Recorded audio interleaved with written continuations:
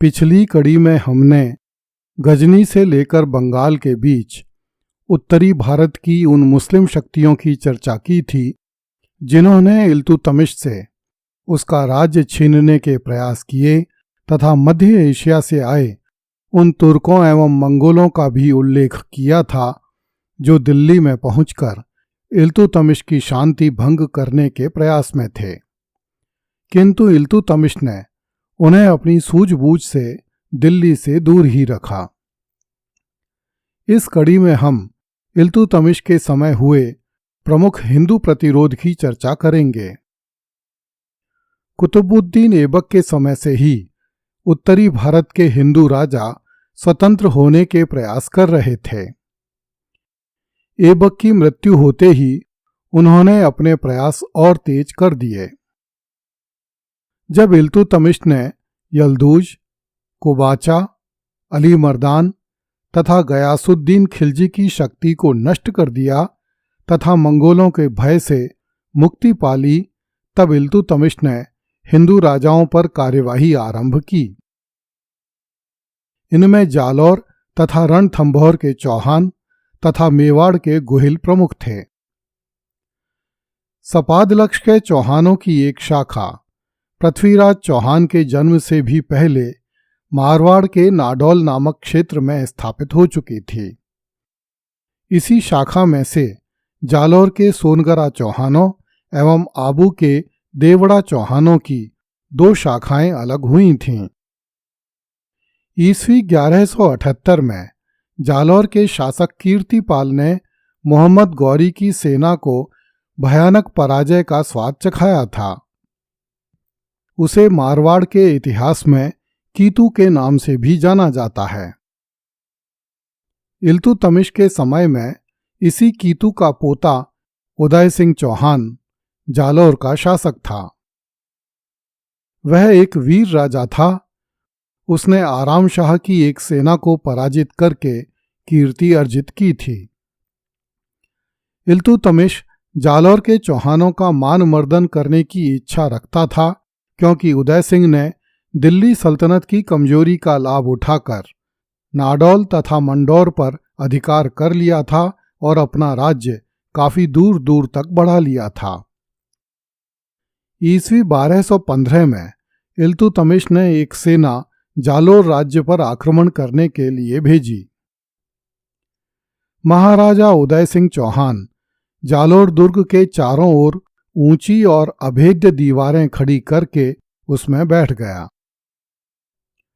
ताजुल मासिर में लिखा है कि जब सुल्तान की सेना जालौर पहुंची तो उदय सिंह चौहान क्षमा याचना करने लगा तथा संधि के लिए अनुरोध करने लगा। राजा उदय सिंह ने सुल्तान इल्तुतमिश को 100 ऊंट तथा 20 घोड़े प्रदान किए। इसके बदले में सुल्तान ने उदय सिंह का राज्य उसे लौटा दिया। मूथा नैणसी एवं डॉक्टर दशरथ शर्मा सहित अनेक इतिहासकारों ने इस युद्ध का एवं उसके परिणाम का उल्लेख किया है। इस विवरण के अनुसार दोनों सेनाओं में सशस्त्र युद्ध हुआ था तथा युद्ध के बाद हुई संधि में राजा उदय सिंह ने इल्तुतमिश को नाडौल तथा मंडोर के वे क्षेत्र पुनः लौटाने स्वीकार कर लिए जो उदय सिंह चौहान ने आराम शाह के समय में दिल्ली सल्तनत से छीनकर अपने अधिकार में लिए थे।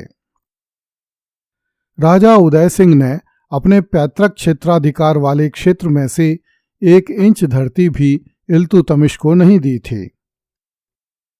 इस विवरण से स्पष्ट है कि ताजुल मासिर का लेखक नितांत झूठ बोल रहा है।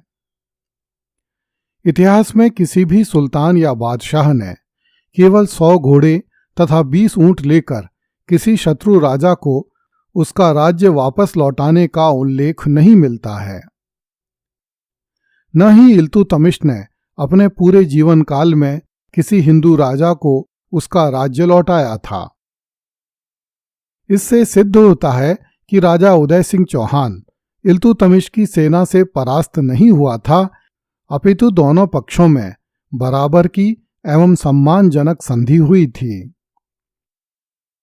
राजा उदय सिंह ने पूरे 54 साल तक जालौर राज्य पर शासन किया तथा दिल्ली सल्तनत की सेना उसका बाल भी बांका नहीं कर सकी।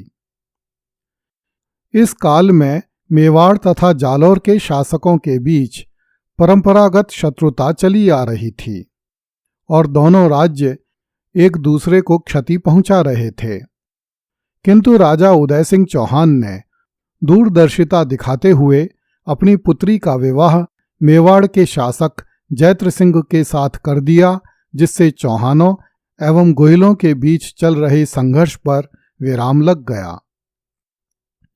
डॉक्टर गोपीनाथ शर्मा एवं गौरीशंकर ओझा के अनुसार इल्तुतमिश ने ईस्वी 1222 से 1229 के बीच किसी समय मेवाड़ पर चढ़ाई की। उसने मेवाड़ की प्राचीन राजधानी नागदा के निवासियों को तलवार के घाट उतार दिया तथा नागदा को जलाकर नष्ट कर दिया। इल्तुतमिश की सेना ने मेवाड़ की एक और प्राचीन राजधानी आहाड़ को भी तोड़ दिया तथा आसपास के कई गांवों को जलाकर राख कर दिया। इस सेना ने मेवाड़ की स्त्रियों तथा बच्चों को भी निर्दयता से मारा। इस कारण लोगों में त्राहि मच गई। इस पर मेवाड़ का राजा जैत्र सिंह अपनी सेना के साथ तुर्की सेना का मुकाबला करने आगे बढ़ा। उसने भूताला गांव के निकट मुस्लिम सेना का सामना किया तथा मुस्लिम सेना को पराजित करके भगा दिया। इल्तुतमिश की सेना गोहिलों की प्राचीन राजधानियों नागदा एवं आहाड़ को तोड़ने में सफल रही थी, अतः जैत्र सिंह अपनी राजधानी को स्थायी रूप से चित्तौड़ ले आया। जैत्र सिंह की इस विजय का महत्व प्रतिपादित करते हुए डॉक्टर दशरथ शर्मा ने लिखा है, यह जैत्र सिंह का ही प्रताप था कि उसने मुस्लिम सेना को पीछे धकेल दिया, जो कि गुजरात की तरफ आगे बढ़ रही थी। चीरवा तथा घाघसे के शिलालेखों में इस युद्ध एवं उसके परिणाम का उल्लेख किया गया है।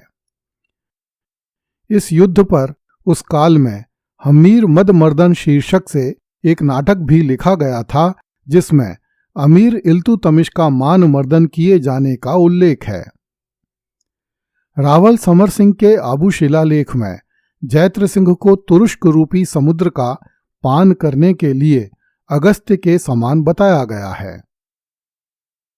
जब जालौर के राजा उदय सिंह चौहान को ज्ञात हुआ कि इल्तुतमिश मेवाड़ पर चढ़ बैठा है तथा उसका निश्चय मेवाड़ को पराभूत करके गुजरात जाने का है, तो राजा उदय सिंह चौहान ने मारवाड़ क्षेत्र के राजा सोम सिंह, परमार शासक धारावर्ष, धोलका के शासक धवल एवं उसके मंत्री वास्तुपाल के साथ एक संघ बनाया तथा इल्तुतमिश का मुकाबला करने के लिए तैयार हो गया। क्योंकि इल्तुतमिश मेवाड़ में ही परास्त हो चुका था, इसलिए वह गुजरात के लिए आगे नहीं बढ़ सका।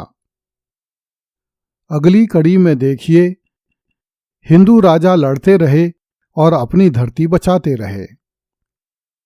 कृपया इस चैनल को लाइक, सब्सक्राइब एवं शेयर करें। धन्यवाद।